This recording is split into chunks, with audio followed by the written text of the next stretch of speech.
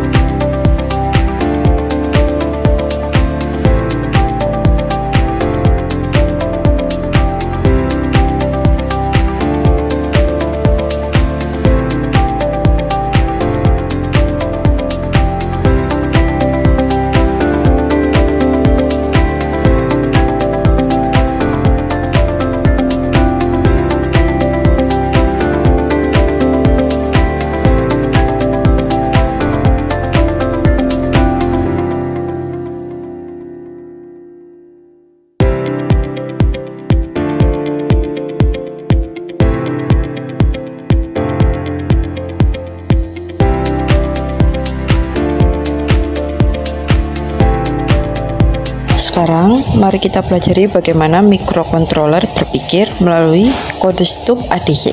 Kita menggunakan register ATMOX yang men-set REFS1 dan REFS0 untuk menggunakan referensi tegangan internal sebesar 2,56 volt. Ini adalah batas atas pengukuran kita. Selanjutnya, ADC SRA adalah otak dari modul ini. Kita mengaktifkan ADEN atau ADC Enable. Perhatikan ADPS2 dan ADPS1 ini adalah prescaler. Karena sistem kita berjalan di 8 MHz, kita perlu membagi frekuensi tersebut agar ADC bekerja di rentang ideal, yaitu 50 kHz hingga 200 kHz. Tanpa prescaler yang tepat, hasil konversi akan sangat tidak akurat atau bahkan sistem bisa mengalami hang. Sekarang kita akan membedah tentang modul PWM kita pada register TCCR2. Mengapa fase PWM? Karena kita ingin frekuensi yang tinggi sehingga mata manusia tidak melihat LED berkedip, melainkan melihat perubahan intensitas cahaya yang halus. Kita menggunakan WGM21 dan WGM20 untuk mode fase PWM. COM21 diset ke non-inverting mode, artinya semakin tinggi nilai yang kita tulis ke OCR2, semakin lebar pula pulsa positifnya dan akan menjadi semakin terang pula LED-nya. Ini adalah hubungan linier yang sangat elegan antara data digital dan juga output fisik. Lalu untuk logika utamanya sendiri, ini adalah bagian yang paling krusial, yaitu OCR2 sama dengan ADC dibagi 4. Kenapa kok harus dibagi 4? ADC pada ATmega16 memiliki resolusi 10 bit, yang artinya ia bisa menghasilkan angka dari 0 sampai 1023. Namun register PWM kita, yaitu OCR2, hanya memiliki kapasitas 8 bit, yaitu 0 sampai 255. Secara sistem matematis, 1024 dibagi 4 sama dengan 256. Dengan membagi 4, kita melakukan scaling atau pemetaan nilai dari rentang 10 bit ke 8 bit tanpa kehilangan informasi resolusi yang signifikan. Jika kita tidak melakukan ini, nilai ADC yang di atas 255 akan menyebabkan overflow pada OCR2 dan membuat LED berkedip secara tidak menentu.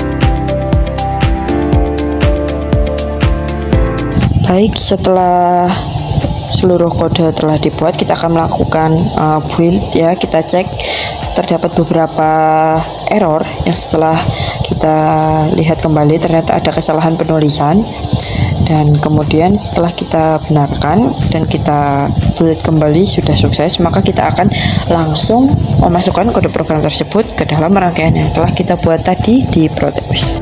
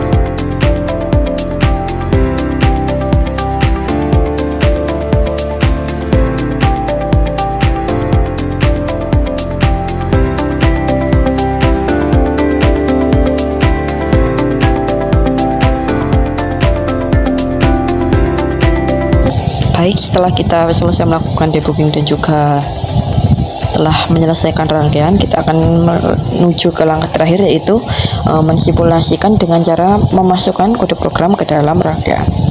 Di sini dapat kita lihat jika kita melihat di osiloskop, dan saat saya memutar potensiometer, label pulsa dari duty cycle berubah secara real time. Sinyal kotak ini semakin melebar saat tegangan naik. Inilah yang akan kemudian menjadi bukti fisik dari kode yang kita buat. Jika kalian melakukan ini dan LED tidak meredup, periksa kembali apakah pin output sudah benar dan apakah prescaler PWM sudah aktif. Demikian penjelasan untuk tugas ADC hari ini. Semoga implementasi ini membantu kalian memahami alur data analog ke digital. Terima kasih dan sampai berjumpa kembali.